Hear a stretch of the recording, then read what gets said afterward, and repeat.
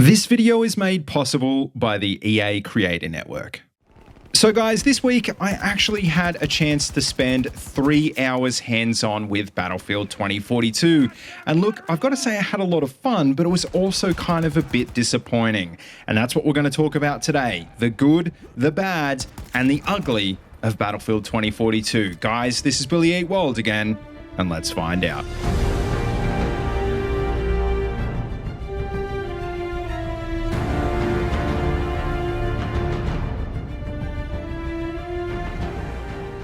Alright guys, how you going? Welcome to the video, and look, it's been forever, but the day is finally here where I can show you guys Battlefield 2042. And look, if you've been living under a rock and somehow you've missed this, this is DICE's latest entry in the franchise set in the near future in a world that's on the brink of collapse.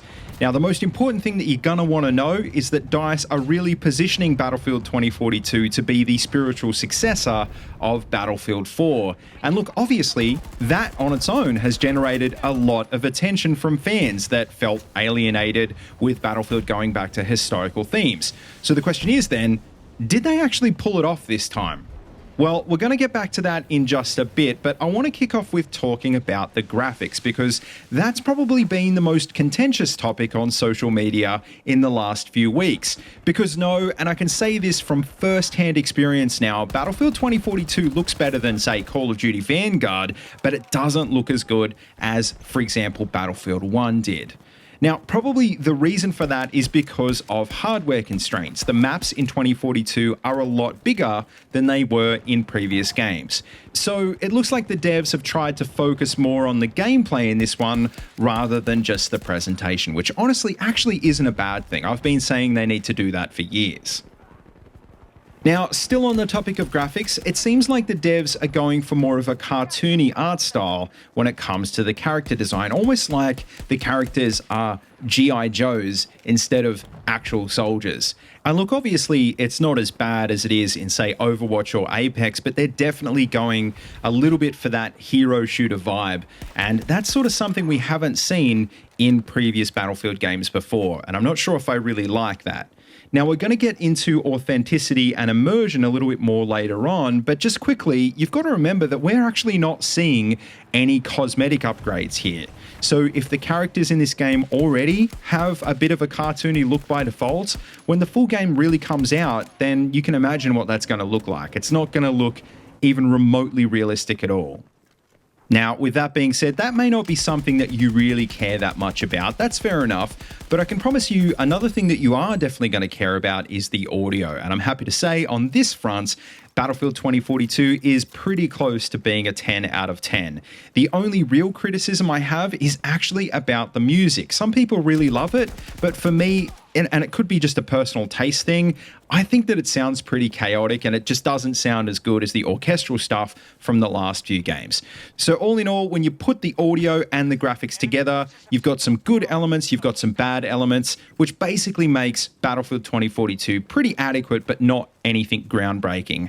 And look, obviously everything we're seeing here in the beta is work in progress, but even so, I don't think we're going to see much of a change when the full game comes out. I think what we have here is pretty close to the final polish. All right, so moving on, if the devs haven't spent as much time on the presentation this time around, then how does the gameplay feel? And well, first up, I've got to say, it feels like a Battlefield game. That's really good. The gunplay seems pretty tight, and because of the increased 128 player cap, there's plenty of only in Battlefield moments. Spotting is once again really limited. There's some gadgets that allow you to spot, but for the most part, you are going to have to rely on that Mark 1 eyeball to spot targets in this one as well. And I know this next one will be a big sigh of relief for a lot of people. We're seeing the return of regenerating health. So that's a really big deal to keep the tempo going in what's supposed to be a fairly fast-paced shooter. Now, I could honestly spend another 10 minutes just talking about the core gameplay. I don't have time for that, so you'll see a little bit of stuff pop up on screen in just a bit. But for the rest of this section, I want to focus mainly on the new 128-player Conquest mode. Because look, Conquest is already a pretty chaotic game mode, right? With lots of explosions and crazy moments. In fact, it's kind of like a Michael Bay movie. It's basically Pearl Harbor in a game. But you see, the thing about Pearl Harbor is when you get past the special effects, there isn't really any substance to that movie. And if you add more explosions and more stuff, well, you just get a movie like Midway, which is even worse. And that's basically what adding 128 players does to Conquest. It doesn't actually make it any deeper, it just adds more explosions. What I'm waiting for is the Saving Private Ryan game mode, the mode that me and my squad actually gets to make a difference in. Now, we're probably about halfway through now, so we can't go too much further without actually talking about personalization, because obviously that's a really big thing that's been lacking in the last couple of games. And the good news is that in 2042, there's tons of ways you can customize the look of your character, your vehicles, and your weapons. Most importantly, it looks like the devs are moving away from the minimalist weapon upgrade systems that we've seen in the last few games, and they're going back to a more is more approach like we saw in Battlefield 4. So that's really awesome if you're someone who likes tweaking your loadout, and it's a really great way to encourage players to play the game in a different way, especially considering that weapon customization can now be tweaked on the fly in-game. Now, the big issue I found, though, is actually with the new specialist. I was kind of under the impression they would be a lot more restricted than they currently are. And look, I've got to admit, without seeing the final game, it's really hard to know how deep those restrictions actually go. But in my hands-on time with the game, I was basically using whatever weapon I wanted with whatever specialist I wanted.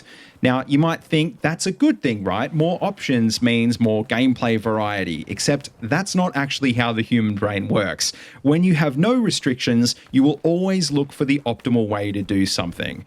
And I honestly think without tighter restrictions on classes, what we're going to see is meta builds starting to emerge pretty quickly. People are just going to throw the most broken gun on the most broken specialist and run with that. Everyone will effectively be running the same loadout. All right, so with all of that out of the way, that finally brings us to the topic that I've probably actually got the most to vent about, which is authenticity. And what I mean by authenticity is, does the game feel correct? Are you actually immersed in the experience?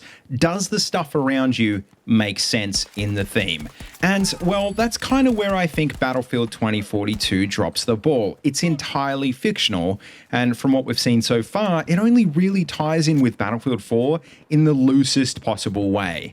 And as a fan of Battlefield 4, when I was playing the beta, there wasn't really anything familiar about the map, the weapons, the vehicles, or the specialists. In fact, it actually kind of reminded me more of one of the futuristic Call of Duty games. Now, not just that, but Battlefield 2042 doesn't really tie in with the real world either. There might be some similarities, but none of the weapons and vehicles actually exist in the real world. And look, in science fiction, not everything has to have a basis in reality, but is Battlefield 2042 supposed to be a sci-fi shooter, or is it supposed to be grounded in the real worlds like Battlefield 4 is, and every other Battlefield game was, except for that one back in the 2000s? It kind of makes me wonder, though, why they didn't just make a prequel or even a sequel set in the years immediately after Battlefield 4. Wouldn't have that resonated with the community a little bit better? But then when you think about it, the 2042 theme is a pretty convenient way to justify things like cosmetics. So I really hope the theme wasn't entirely chosen to serve the monetization model, but it's hard to think that wasn't a factor in some way, right? So, look, all in all, like I said before, the Battlefield 2042 beta has been a great experience so far, but does it live up to the hype? Well, probably not. At least it doesn't yet, because you've got to remember what we're seeing here is only a small fraction of the final game, and things could drastically change when all of that comes out. Battlefield Portal, for example, is going to be a great way for people like me to go back and have some fun with the stuff we grew up with, the golden age of Battlefield games. And has its own, well, we don't even know what that is yet. Maybe that could be a game changer. Maybe it could be the mode that this game really needs to hook people in. But needless to say, Battlefield 2042 does what it does perfectly fine, but it just doesn't do anything we haven't seen 100 times before. And I think the most important thing is that first-person shooter games have grown a lot from when modes like Conquest were fresh and exciting. Maybe Battlefield hasn't. And so just adding more players doesn't really pique people's attention anymore. So I guess we'll just have to wait and see how the final game turns out. Maybe we will get some more worlds building. Maybe we'll get some new groundbreaking modes and mechanics that'll make 2042 a masterpiece. But I think until we see more, and I think we will, by the way, Battlefield 2042 for now just seems like a solid game without a hook to make it a truly great game. But anyway, guys, that just about wraps up this quick review. So as always, please make sure you let me know what you think in the comment section down below. And just remember that I will miss things, I will get things wrong, and I will leave things out. So leave them down in the comments so that everyone else can see and we can clear some things up together. As always, though, don't forget to like, comment, and subscribe, and please feel free to check out the links in the description if you want to see any more of these videos. And also don't forget you can find my Twitter and Discord links down there as well if you want to keep in touch. And as always, until next time, see you later, and have a good one.